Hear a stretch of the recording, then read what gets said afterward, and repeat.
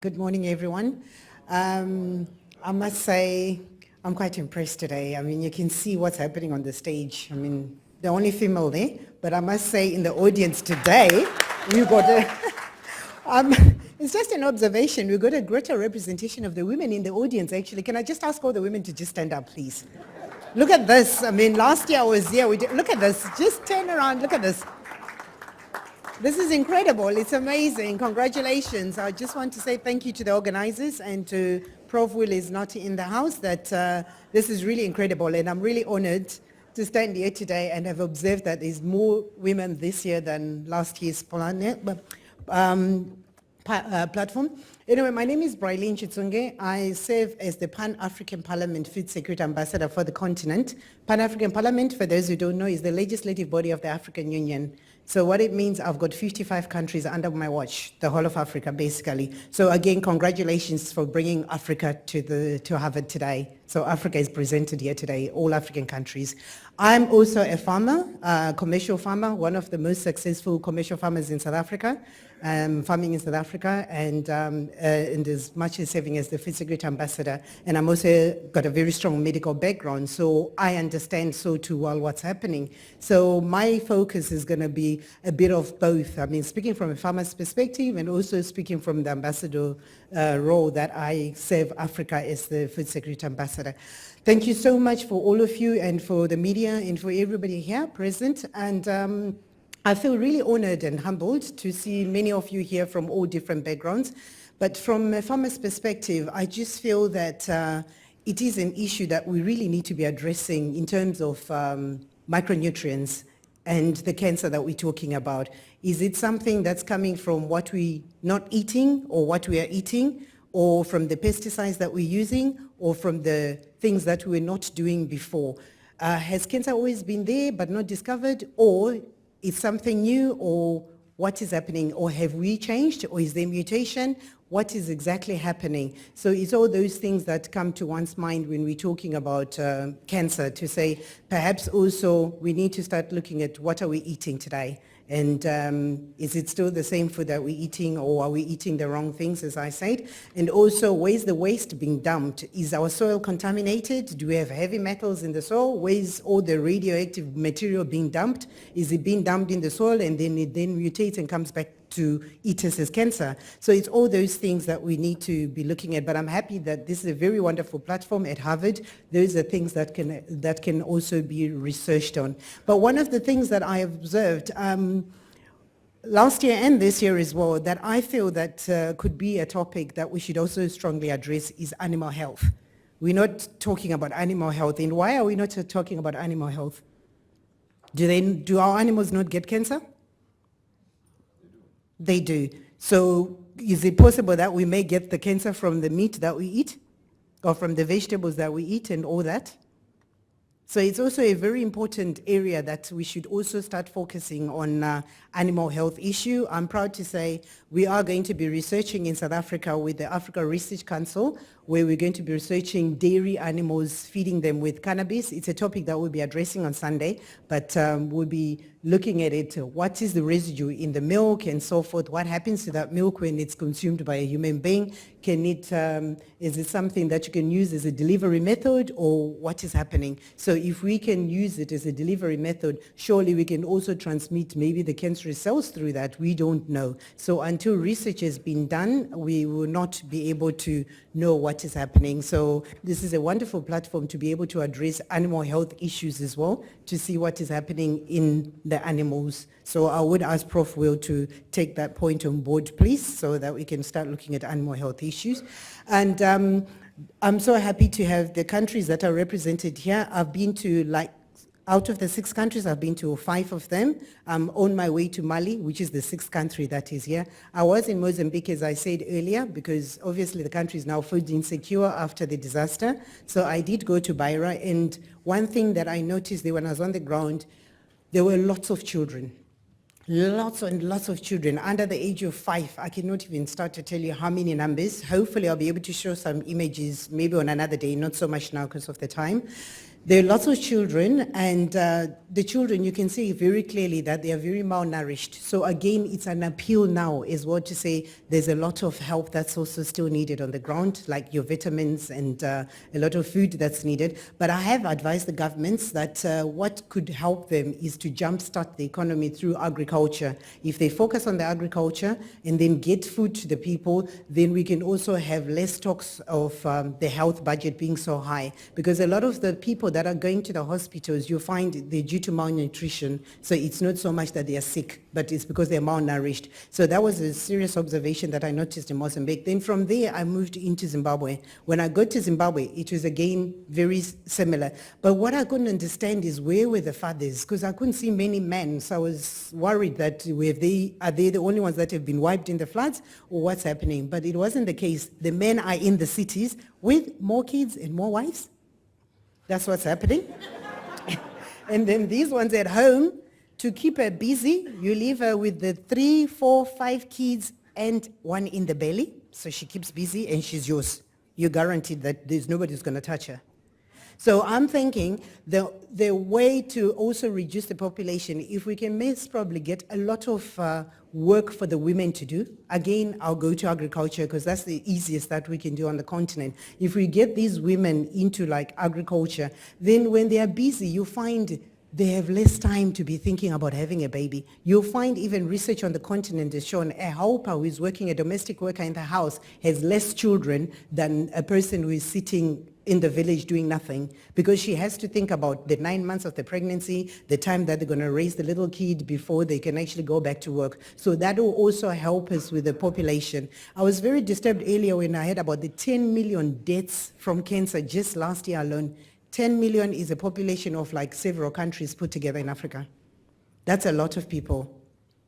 So there is a real serious need for us to scale up in what we're doing. But then again, we go back to the collaborations, and I can not thank you enough, Prof. Will. Last year, we discussed the collaborations. We signed one with Harvard, Heidelberg, American State University, University of Pennsylvania, and of course, El Paso. El Paso is the farm that I own myself. I've allocated 100 hectares of my personal land to put a world-class university where Harvard will be part of it, American State University, Heidelberg, Stellenbosch. I'm sure there are more collaborative partners that are coming on board. So instead of sending your child to come here, your child can go to Harvard on a farm and have access to teleeducation, telemedicine. How wonderful is that?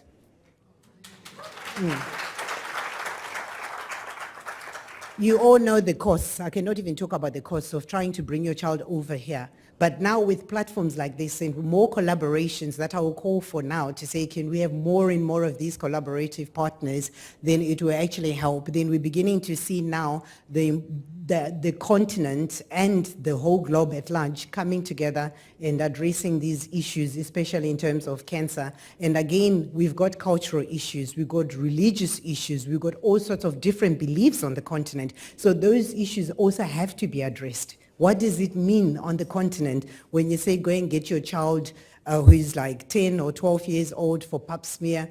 For them, what if you break the virginity? So all that is a problem. So it's all those things. But then again, it all boils down to education. If we can educate the people and tell them in the language that they understand how important it is that these things have to be done, is very important. But I've got a solution. I've challenged the heads of state when they're talking about Vision 2050, Vision 2063, and all these visions and Malibu Declaration, all those things. And I say to them, how many of you are going to be here in 2050 and 2063? And if you are here, how old are you going to be? So why should we not now pump and push the investment to the 5-year-old of today? The 5-year-old today, in 2050, 2063, they'll be our age group. Let them grow up knowing that the world population is increasing. We're running out of space. We're going to have to adapt smart ways of farming. We need to bring all about climate smart agriculture and all these things we're talking about. They are the ones that we should be having the discussion with. So I'm looking forward to actually those collaborations with every school-going child, the 5-year-old. Let us now also involve them in our talks. Let them have a better understanding. They'll understand biotechnology. They'll understand ICT, and then they'll educate their elders. It's a little bit too late for the older generation now to start teaching them about some of these things. But if we take it to the classrooms, there's no better way. And to the government, I've encouraged them to say they need to set hubs. These hubs must have facilitators that can operationalize the plethora of policies and financial instruments. Government cannot do it alone. They need help. So please, again, I'm asking you that do not be afraid to approach government. They need a lot of help. They've admitted that they're overstaffed and they're understaffed. Overstaffed with people who don't know what they're doing, understaffed with people who have the know-how, which is true. Remember, government is there for 4 years, 5 years. They move on. They change the ministers every now and then, so things change. But with you captains of industry, you are consistent. You don't change. So governments need help as well. I'm here to facilitate whatever meetings are needed and everything, because remember, I'm also on the government side representing all 55 countries, but I'm also on the farming side representing all the farmers, and also anyone who's got the stomach. I also represent every single person who's got a stomach, which is our one common denominator.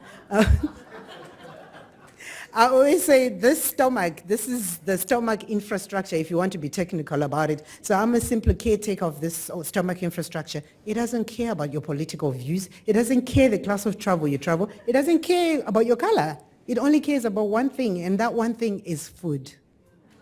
So if you don't feed it, can you imagine the war of the stomach? If all our stomachs right now, please don't feed us today, well, let's see. For the next few days, let's see if I want to see who can fight that war. For the next 3 days, let's not eat anything, let's not drink anything, and let's see what happens with our stomachs if they all join hands and say, right, they're going to go to war with us. So it's very important to take care of our stomachs, and in the best possible way. So again, I cannot thank you enough. I've still got a few more minutes to speak, if you may allow me. I think just maybe 5 minutes, because we're finishing at past. You give a microphone to... Sorry? Well, just 2 minutes. Is that okay? Just only 2 minutes. Anyway, I just want to say once again, thank you very much. And this issue of, if we want to call it collaboration, partnership, whatever we want, association, whatever word we want to call it, I think we really need to start scaling up a bit more, but then this is the most wonderful platform that we've got. I mean, we were talking earlier, we've heard about, when they were talking about, it always seems impossible until it's done.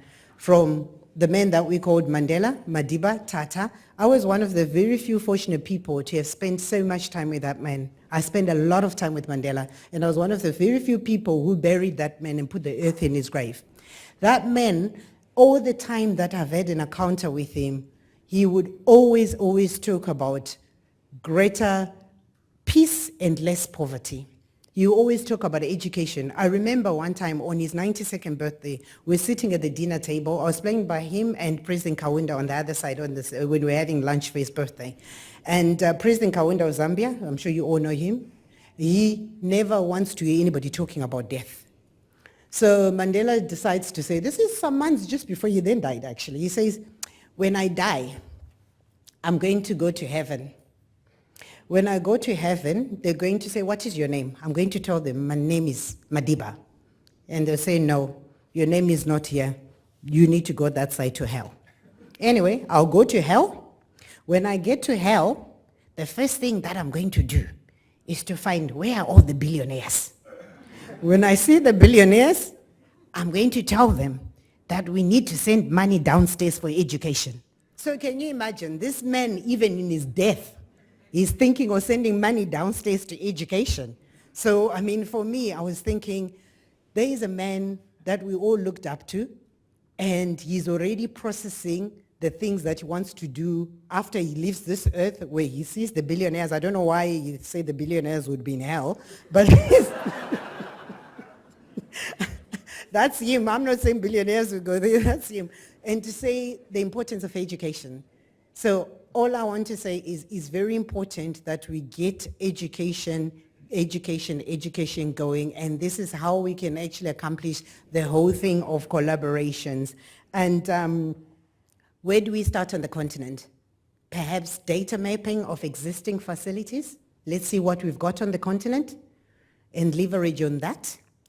Perhaps we could scale up on our energy issues, which is one of the most important things. If we don't have energy, if there's no power, how do we now communicate with all of you here? So we need to really get power going as well, because that's also very important. Yes, we can have infrastructure, we can have the roads, but if we can get power, there's a lot like Kenya. Kenya has covered the whole country with network. Some countries, of course, not yet on the continent. But if we can get power, surely we can actually achieve all these things that we want to achieve. And then, of course, I would say invest in the women. As I keep referring to a woman, and being a woman, I know the constraints, and I know that if you give power to the woman, everything gets achieved. I've summed up a woman as a worker, as an organizer, as a manager, as a negotiator, and as an advocate. So if you can give the power to the woman, surely some of these things can be sorted out. I'm not playing politics, but it's real. Because now if you don't have the woman to feed you or women to feed the children, just take your wife or your women out of the picture for just even a week. I'll tell you with my dad, you couldn't even find where the sugar was when we wanted to make a cup of tea because my mother was not in the house. So that's how important a woman is. So I think if we can scale up on that and then maybe start also some collaborations where we can look at women associations as well and then get them to understand, because they will be better to understand also these issues about micronutrients, about what cancer is and all these other things that we're talking about. I think on that note, I just would say thank you very much. And as we had, it's a global problem, but the solutions are localized. We really want it to be a global solution as well. So through this platform, I thank you once again, and I look forward to signing more collaborations before I leave Harvard and to go back to South Africa. I've flown for 45 hours, and I just arrived at about 3:30 this morning, in the morning. Thank you very much.